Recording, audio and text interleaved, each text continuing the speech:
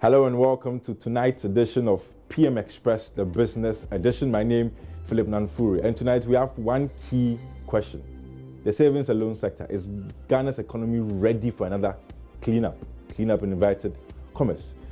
We are all well accustomed with the banking sector issues. Last year was a tumultuous one for the banking sector where we saw 5 banks go under, and now we have what we call Consolidated Bank Ghana. The year before, we saw UT and Capital Bank go down. So that's in total about 7 banks going down under. Now, we heard hints last year that, you know what, they are going to focus, and by they I mean Bank of Ghana is going to focus attention on the microfinance subsector, of which the savings and loan sector is part. Tonight, we're asking one key question. Is our economy ready for another cleanup? Financially, especially, given that the banking sector cost us about 11 billion Ghana cedis, according to the 2019 budget, which shot our debt to GDP ratio way up. But fortunately or unfortunately, due to the rebasing, we saw it come down to levels about 57%. So yes, we took on a lot of debt, but it was a necessary evil because there were some bad nuts, if I can call it that, in the banking sector. Now, sometimes we should see the same thing happen in the savings and loans sector, or even broadly the microfinance subsector. Key question, is Ghana's economy ready? But before we get into the conversation with my guest, some fun facts. I always like to call them fun facts because it's very important. Fun facts about the savings and loans sector. It's very easy to confuse the savings and loan sector with the banking sector. They perform primarily the same roles, but of mobilizing deposits and giving credit. But let's call the banks the top floor, and let's call the savings and loans the next floor below that. They are supposed to bridge the gap between the banks and those at the bottom end. That's where the microfinance people deal with, or the microfinance companies deal with. So savings and loans act like a bridge between the very high end of the banking system and the very low end. And if you check the savings and loans landscape in Ghana, there are about 39 of them in the country. Compare that to banks, that's 23. Previously, we had about 36 banks as of 2017, then it came down to 34, then 30, then after the massive cleanup, 23 banks. So, but there are 39 savings and loans companies in the country. If you look at the total assets, if you put all the operations together, that's about 6.8 billion Ghana cedis. And if you look at how much they've given in terms of loans, it's about 2.89 billion Ghana cedis. A very important one is their branches and agencies where we actually go to transact business. It's over 1,000, and in fact 1,080 of them. So that's just a snapshot of what the savings and loan sector looks like in the country. My guest will give us more by all means, but just to keep you in tune with where we are now. Their role primarily is to bridge a gap between those that cannot get access to the mainstream banks, the 23 of them, and those that want to go down to the level of a SUSU or a miniature microfinance institution. So savings and loans sit in the middle, and they're supposed to help bridge this financing gap in the economy. So as the conversation goes on, we'll hear some interesting facts from my guest, and also we'll hear from the country director of World Bank right here in Ghana. His name is Henry Karali. He had a discussion with my colleague George Rafi, and he shared some interesting thoughts on the sector. We'll hear from that also, and we'll answer the key question: is our economy ready for this? This is PM Express Business Edition. My name is Philip Nanfuri.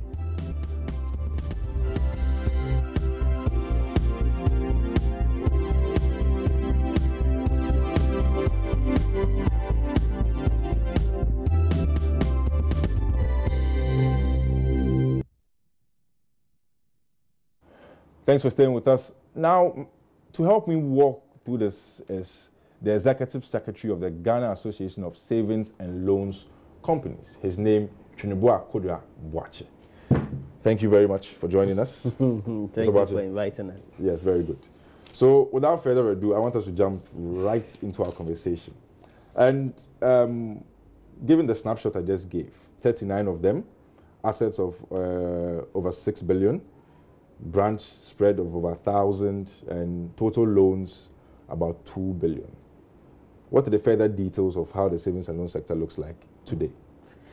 Thank you very much, Philip, and very good evening to your viewers. You know, today is Valentine's Day. And and You see, we have red. Yeah, I can see a touch of red. even your pocket squares. That is the chocolate. I must say that today being a day to continue to show our love and appreciation, I must say that we appreciate the love and the support that the customers working with the various savings and loans companies have shown over the period. And you know that there are some savings and loan companies in Ghana who have operated for more than 20 years. And had it not been the customers, we would have not been in the system. And we continue to grow. Another group of people that we can't also forget has to do with the shareholders who brought in their money to open up jobs for us to have something to do. The various CEOs, the employees, and of course the regulator has played its role in all these things. I can't go home without saying again that a happy birthday to my wife. Yes, Christabel. Yeah. But to go on to your question, the sector is very big, and your description was rightly so that we serve the gap between the lower tier and the top tier. The asset base is nearing 7 billion. It's 6.8 as at September 2018. And so, and we also mobilize deposits from people in excess of 3 million clients. And so the sector is very critical. And you know that because we serve the middle tier, we also play critical role in startup businesses, in SMEs, in personal loans. You see, there are some people who hitherto didn't have opportunity to go into the formal banking system, but with the emergence of the savings and loan sector and the non-bank financial institution sector, they are able to have access to these financial services. And so we believe that the sector is very critical, and it is very critical to also the development of the economy. And if you take a critical look at every economy that pays attention to the savings and loan sector, you see drastic improvement in the lives of the middle tier people. And by extension also, it reduces the pressure on the commercial banks. The next thing is that it also reduces the pressure on the microfinance sector. And so if you have a performing savings and loans sector, that's the middle tier, it plays a huge role. That is the more reason why anything that happens in the financial industry or the banking landscape, whether it's a commercial bank that is affected, it affects the savings and loans. Whether it's a certain Susu company, it affects the savings and loans. And when it happens to a savings and loans company, it affects everybody, because that sector is very, very critical, and it serves like the fulcrum within the banking space. Before I ask this question, you mentioned asset base. What exactly do you mean by an asset base of savings and loans? I would imagine is the loans you give out, your deposits, everything totality. Is that right? Okay, so the asset base, let's go back to the balance sheet. So it has to do with what does the financial institution control. So it has taken loans, those are liabilities. So the loans and the borrowings and the shareholders' own funds, they use it to create an asset. So what are these assets? They have their cash and bank balances. They have the loan book, that is the number one asset. They have investments, that is placements in other instruments. So some have bought government bonds, some have bought other government securities, treasury bills, some have also done placements, fixed deposit with other banks, with other savings and loans. And then you have, of course, the tangible assets. You have the fixed assets, let me use it. The fixed assets, the and vehicles, then the non-tangible assets and all those things. So those are what make up the assets base. Fantastic. You mentioned that if something happens in the banking sector, by all means, it's going to affect the savings and loan sector. Last year, no doubt, we saw a wave of activities in the banking sector. 5 banks go down for various reasons, and together was the Bank of Ghana's minimum capital requirement directive that banks have to meet 400 million by the end of the year. Sitting in your field, what were some of the reactions that were going on within the savings and loan sector? Because we had reports that people were panicking, coming for their funds. And I would imagine that your operations are even smaller as compared to banks. And we saw that some bigger institutions couldn't deal with it in a certain way. What was going on within the savings and loan sector? Yeah, Philip, as I said, that anything that happens to any of the players within the space has effect on the savings and loans sector. And therefore, when people were rushing to go and withdraw their monies from the commercial banks because they were not sure what was going to happen to the commercial banks because of certain utterances that had come from different quarters, obviously it will have effect on the savings and loans as well. So if even a commercial bank, they are not sure, then what will happen to a lower tier, that's a savings and loans? And again, because they were not very sure, that customers were not very sure, it had serious effect on us. But fortunately, as we speak now, nobody has lost any deposit. Upon all the reforms and the supposed cleanup that you mentioned, nobody lost a deposit within that process, okay. Which is to tell you that we have full confidence that we do not expect people to continue to have this doubt, but be rest assured that if nobody lost any deposit, then nobody will lose a deposit. It may take some time, but we know it will happen. So with all these things, I must confess that yes, whatever happened to the commercial banks, you see, of course, the regulation also requires that every savings and loans company has a commercial bank as its clearing bank, mm-hmm. or its partner bank. And so it is law.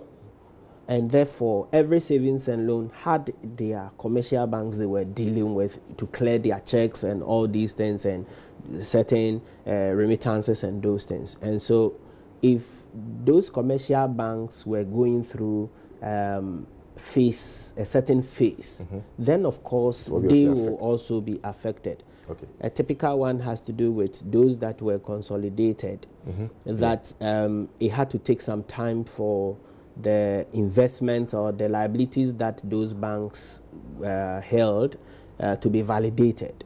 Now, because of the validation process, a savings and loans who had that particular bank as its clearing or wanted to or had monies there were some delays in accessing those funds. And so customer will walk into a savings and loans company and say that I need money today, and then you say wait until I get money from because your funds were held in one of the banks that went into consolidated. Exactly. So when that happens, then you see that somebody will go out there and say, hey, that savings and loans too has problem. And of course, if you look at it, today I was looking at one of the savings and loans balance sheet, and it will interest you to know that their total assets is 680 million Ghana cedis. And do you know is that good for savings and loan standards? Yes. Okay. And that institution has its paid up capital in excess of the minimum. Which is? The minimum is 15 million. 15 million that is minimum. So they have more than the 15 million. That's why they're able to take on that particular risk. And do you know how much is in loans? They have in excess of 600, more than 600 million in loans. Okay. And out of this, deposit that they are holding is less than 120 million.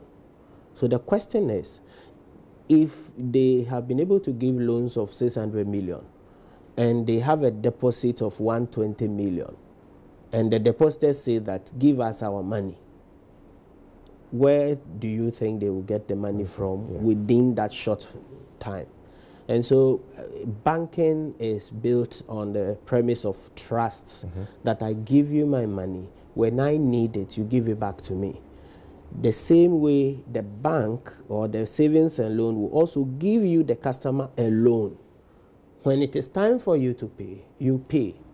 Some of the major effects from the reform exercise that took place last year and ongoing is also that deposits has gone down.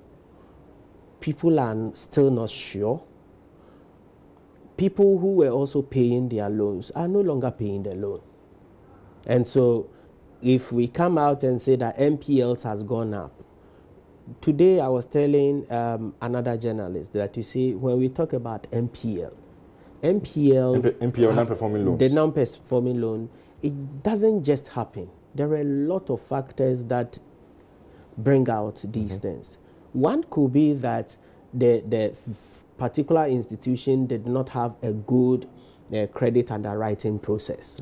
And so their credit underwriting process was not strong enough. And we saw it feature heavily in the banking sector's issues. The other one has to do with the performance of the economy. This one, we don't want to talk about it. Why? The bottom line is that if I give somebody a loan who is a car dealer, and I give him 100,000 and he imports the car, and the following day we have changed. You heard today this car dealer said they are going on demonstration. They're kicking against the luxury. Is the luxury vehicle tax and those things, because people are not buying those cars. Once people are not buying those cars, what happens to the loan he took? It's not going to perform. Correct. Number two, he imports the vehicle with the view that the CD to the dollar will be at a certain rate when the thing comes. He takes a loan for it. Now he comes and then the dollar and the CD ratio has changed. He needs more money. So the car is going to enter into demurrage. Now, what happens to the loan? It will also starts going back. Now, when there is a product defect, or standards authority is supposed to do something they are not able to do, and all those things. So there are a lot of factors that bring into play these things. And of course, if people also are not bringing in more money, then the bottom line is that we will not continue to advance more loans. And when you don't advance more loans, which was happening from last year, that institutions were not advancing loans. If you look at the Bank of Ghana's report that was released, you realize that now the financial institutions were afraid of advancing more loans. So they were turning their money into investments. You see, and that one will not grow an economy. So it's a holistic thing that this reform that we are going through, I am very confident that if we all support the process and we do not reject the various institutions and throw our support behind the regulators, we throw our weight behind the right institutions, and we the customers too, we have other things that we need to know, which I believe that we will be able to address the issues confronting the system. Okay, you've raised a number of key issues. One on the minimum capital, which was Bank of Ghana disagrees with the argument that what we saw last year was because of the minimum capital requirement directive. You are operating with 15 million. Bank of Ghana has hinted that they will be stepping into your sector to make sure that everything is orderly. The 15 million that we have as a minimum capital requirement, in your estimation, what do you think this figure must be? I know you are not the regulator, but as someone who has played in the field for a long time, it was a thorny issue when it came to the banking sector. Some were arguing that they should give banks specialized roles, economic risk capital versus regulatory capital, and 50 million for savings or loans. What do you think would be a right figure for optimal operation of savings or loans in our current economy? Okay. when we say minimum operating capital, that is minimum. So if you don't have any money, get that money down. So we give you the license to go out there and work. I am a believer in appropriate capital level. A capital level that is commensurate to the risk that the institution will take on. We all agree that not all the institutions operating in the savings and loan sector do not operate with the same risk. Some have higher, some can take on more. And so... Just a minute about you. When you say operate with the same risk, what to the uninitiated, what exactly does that mean if you say one operates with high risk, one operates with lower risk? Okay. So what is the business model? Okay. What business model are you going into? If you listen to the arguments in favor of the commercial bank's capital raising to 400 million, it was said that we want the commercial banks to be able to take on bigger tickets to support the economic direction of the country. For the country. Okay. Do we want the savings and loans to also do the same thing, to support bigger tickets? If yes, then you expect that they will have a higher capital. But if we say that that is reserved for the banks, that is why we have raised that, then what actually do you want the savings and loans to do? If what they are doing now it's okay, then the capital now it's okay. Okay. If what you want them to do or the assessment of the sector is such that you think that it needs to be raised, then you raise it. But of course, you do not raise it by only sitting in an office and just announce. One typical thing that I'm very happy is that all these reforms and all these things going on has made the regulator to realize that they are regulating over living businesses who have shareholders.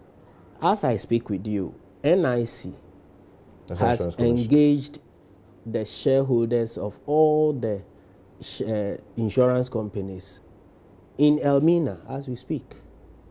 What is the purpose of the meeting?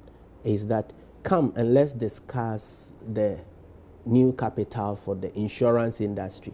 I am believing that the regulator, that's the central bank, has seen that approach and it is useful because when you engage the shareholders, the business, the sector you regulate, whatever you tell them, if they buy your story, there will be less resistance.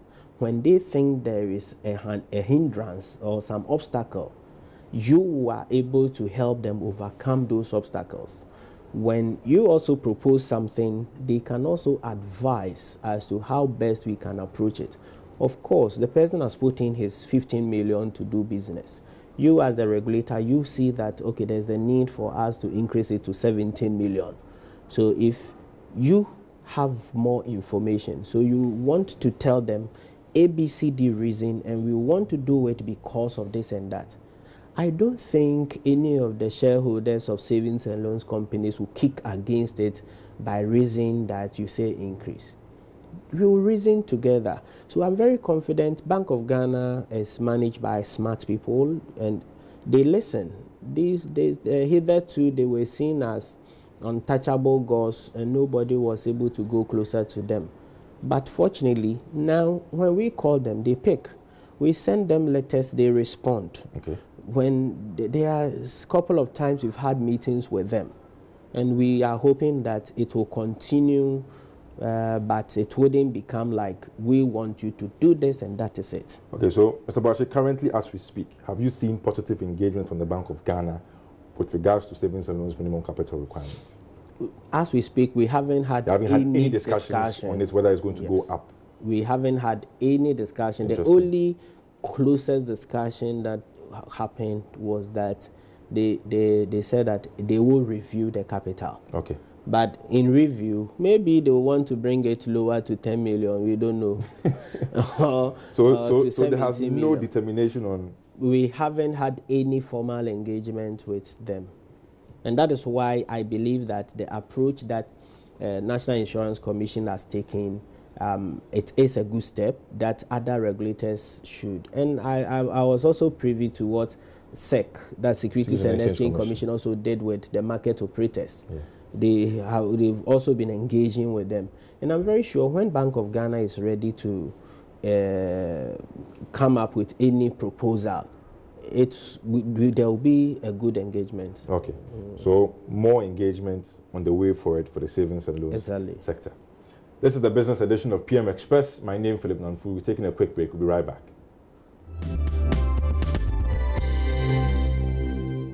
Welcome back. This is PM Express, the business edition. My name is Philip Nanfuri, and my guest is the Executive Secretary of the Ghana Association of Savings and Loans Companies, Chunibwa Kodwa Boache. Now, we want to delve into the interaction my colleague George Rafi had with the Country Director, Africa, Ghana, Liberia, Sierra Leone, World Bank, Mr. Henry Kerali, on what exactly the World Bank's role is going to be in this proposed savings and loan sector cleanup. I'm sure they're going to be helping us with some technical and financial expertise, if I can say so. But before we take that video, the cost that came with the bank sector cleanup was phenomenal. Over 10 billion, 11 billion Ghana cedis upwards. So with the savings and loan sector, and you know, banking is critical to the core of the economy. And you've heard from my guests, the savings and loan sector is even more important because of the market they serve. If it's affected in any negative way, there are a lot of dependence on people who are next to low-income earners. So it's going to further escalate such problems. So let's take a listen to what Henry Kerali had to say on how exactly the World Bank is going to assist us with this. We are familiar with the challenges that are faced by microfinance institutions, by the loans and savings and loans banks, and by the regional community banks and so on. Notwithstanding all of those issues in that particular sector, we would like to see more financing being made available by commercial banks to SMEs, much more than they have been doing so. Let me put you in an area where I know you also be worried about, or you'll be very interested in the Bank of Ghana saying that they are done with the assessment of the savings and loans, the microfinance sector. They are waiting for funding from the Ministry of Finance and others to move ahead with the cleanup in that sector. What do you make of that one as well? We know that there are challenges in there, and some of those savings and loans and some of those microfinance and even rural community banks have issues. I dare say, according to the central bank, according to Bank of Ghana, some of them may actually be insolvent. I don't have the exact figures, but I do know that there are issues. The numbers that have been quoted, I believe $1 billion or thereabouts to be able to resolve those issues. We are working with Ministry of Finance to see if we can provide at least some of that financing. But the sooner the government acts, the better, because we know that the larger proportion of the poor have investments into these kinds of entities, microfinance entities. And so the impact on the poor is much greater than the impact of the 5 or 7 banks that were resolved, simply in terms of numbers of people who will be impacted. How has this discussion with the Ministry of Finance gone in terms of helping with this cleanup, because of how it's going to impact the low-income earners in the community? That have you done the assessments in that, okay, looking at our assessment, the World Bank, might be willing or to give about maybe $500 million or even $200 million to support this cleanup, or even fund the entire cleanup? Let me not preempt the discussions, but those discussions are ongoing. And we are looking into potential to provide financing to the government for exactly that. It may take a few more months for us to conclude those discussions, and so we'll make a statement or an announcement once those discussions are completed. And that could take a while because, again, I look in the IMF program and it's part of some deadlines that they need to complete the cleanup of the microfinance sector. So maybe the support, technical support or financial support from the World Bank shouldn't delay that long. It won't delay that long. But as I say, there are due processes that have to be followed, including ultimately approval by our board of any financing that we make to Ghana. So we are aware of the issues, let me put it that way, and we'll work with the government as fast as we can. Are you worried about how development in the sector have panned out, savings and loans, microfinance, rural banks? Because we thought that things could have been better, but from the reports we are seeing, things might be worse than we even thought. Definitely things could have been better, but I don't think it's catastrophic. Certainly what I've seen doesn't lead me to believe that we are facing a catastrophic situation. No, it's a situation that can be resolved, and I believe the numbers that have been mentioned, $200 million or 1 billion cedis, is something that is manageable. So I wouldn't like to send a signal that there is extreme concern. No, there is concern, but it's a situation that is manageable. Do you think that our model going forward should again be reviewed in terms of when it comes to the financial transmission mechanism for the low-income earners in those rural communities as well, in engaging them and dealing with them? Because when you look at the bank's broad policy of reducing poverty, it is very critical on how these channels are used. The specific issue here is one of regulation and oversight on microfinance institutions.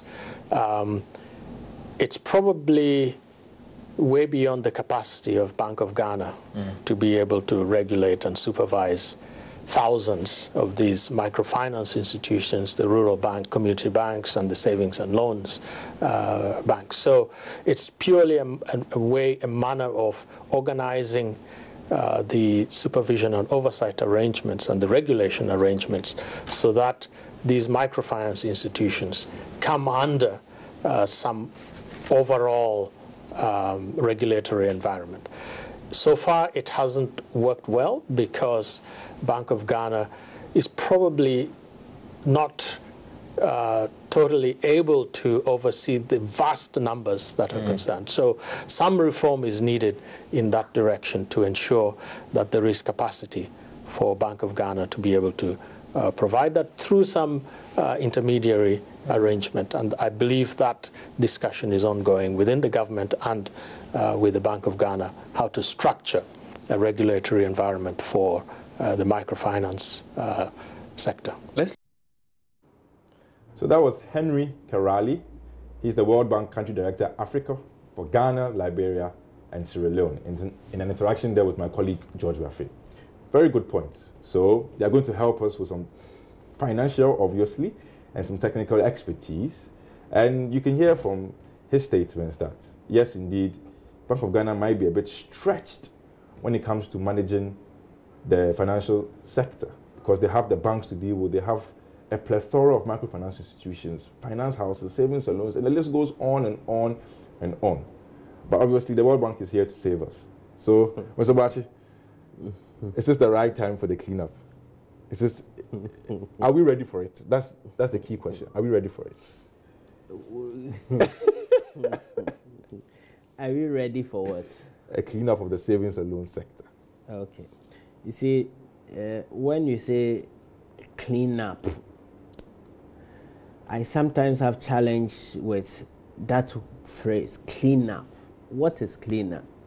My understanding of what the media, especially the media, mean by clean up is the reform process, unless it's different from that. What do you mean by clean up? But the phrase clean up came from the governor himself. Don't worry where it came from. How do you understand it as the media? The reforms. Reforms. Yes. Good. So why don't we use, are you ready for reforms? Are you ready for a reform? Good. Reforms are necessary for every emerging market. Okay. Reforms are necessary for every evolving economy. every regulated environment, you need from time to time to look at yourself. What we are doing, are we okay, or we can do better? The central bank has engaged in a number of reforms for some time now. But of course, if you look at the whole banking space, the commercial banks takes about 85% of the total assets. Yeah. And so they decided to first focus at that tier and say that, okay, the reforms that we want to put in, them through, let us focus on them. So it was not necessarily only the capital. The capitalization was one of the reforms. Yes. Number two was that they introduced different policies and directives that will guide the operations. And so you remember in December they issued a corporate governance directive for banks, savings and loans, and finance houses. They introduced fit and proper test policy. They introduced capitalization directive. They introduced a whole lot of exactly. So these things are part of the reforms. And of course, as you want everybody to behave right, if you realize that there's one of your children who is sick, you need to take the person to the theater to find out what form of sickness is that. If you realize that it's cancer, and there's a need for you to amputate the hand or the leg, you don't say that because the child is, it's part of the body, we won't do anything. And so as part of the reform process, Bank of Ghana saw the need to revoke certain licenses. So if they now that they've finished with the commercial banks, and they say that, okay, now if you look into the ladder, savings and loans control about 40 to 45% of the non-bank financial industry. And so if you take the commercial banks out of the 15% left, savings and loans alone control more than 40%. So which means we are the next key stakeholders in the ladder. So if Bank of Ghana say that now that I'm finished with your elder brothers, I want to spend more time with you, it doesn't mean that they are not doing anything. We've started long ago with them. And so we want to tell the public that there is nothing so special or so different that Bank of Ghana is going to do tomorrow. Probably the only different thing that may happen tomorrow is, now I have identified that your hand, which is cancerous, and so I want to amputate this hand to save the whole body. And so it's not about a matter of are you ready or you are not ready. Institutions have already been going through the reform. If you care to know, just last year, GIZ sponsored for all the savings and loans companies to be thoroughly trained in the Act 930 as part of the capacity building. That's the Banks and Specialized Deposit Institutions Act. As I speak with you, this month and next month, this same GIZ, through this collaboration we have with them, is supporting us to train all the directors of all the savings and loans companies across the country. Why? Because we need to build the capacity of directors so that they can play their fiduciary role and their duty of care and trust that has been entrusted into their care, so that they can equally see to it that the institutions that they superintend are operating within the remit of the law. And Bank of Ghana is in full support of this. And so, I see it as it's an ongoing process where there is a need for Bank of Ghana to revoke somebody's license. They will do it. You cannot continue for something that will affect everybody. But it doesn't mean they are going to hit with a hammer. And we must also use this opportunity to say that customers doing businesses with savings and loans should relax. It is still a good place to do business. As you heard the country director, they play critical roles. Yeah, very, and very therefore, we, the citizens, should also support in all these things.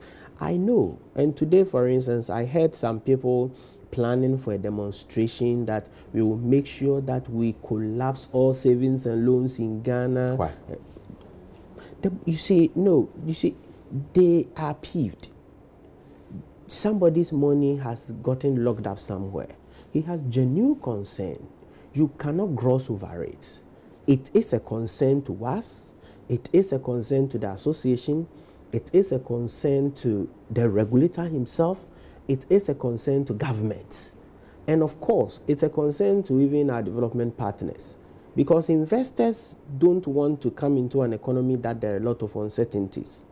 And so it is not in the interest of anybody. And of course, my family members' money is also locked up somewhere. So the institutions themselves, together with the regulator, may be ready for a reform process. But like I said initially in our discussions, the banking sector one came with a lot of costs. Yes, it was good to weed out the bad ones. Is our economy ready at this point? Because look at what it did to our debt levels with regards to the banking sector. Look at the drop in confidence that it brought about. You have people with high academic credentials even afraid to deposit their funds in a bank. Is our economy ready for, again, such a reform? And do you think we're going to go the same way with the savings and loans as the banks went? Okay.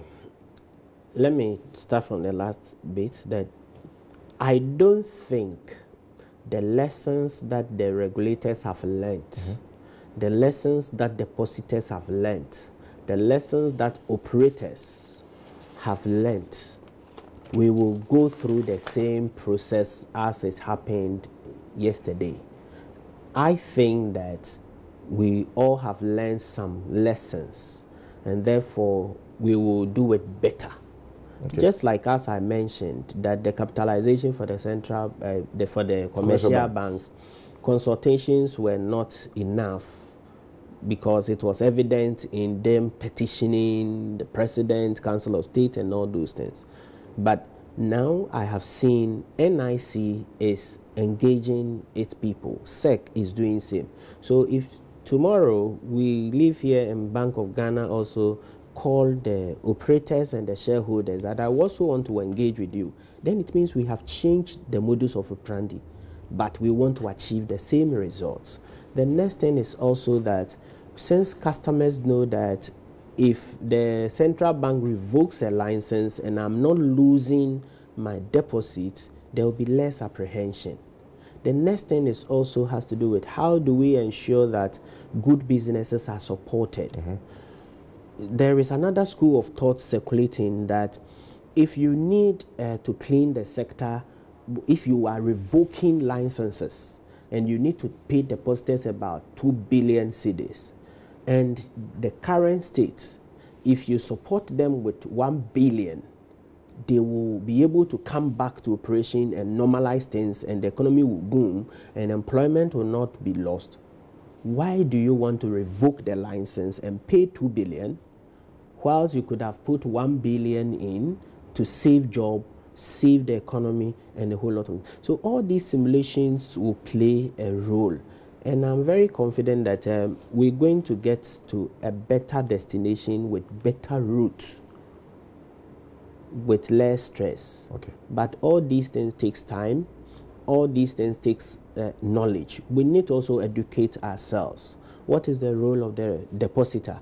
If I'm going to deposit my money in a particular institution, what are some of the things I need to look at?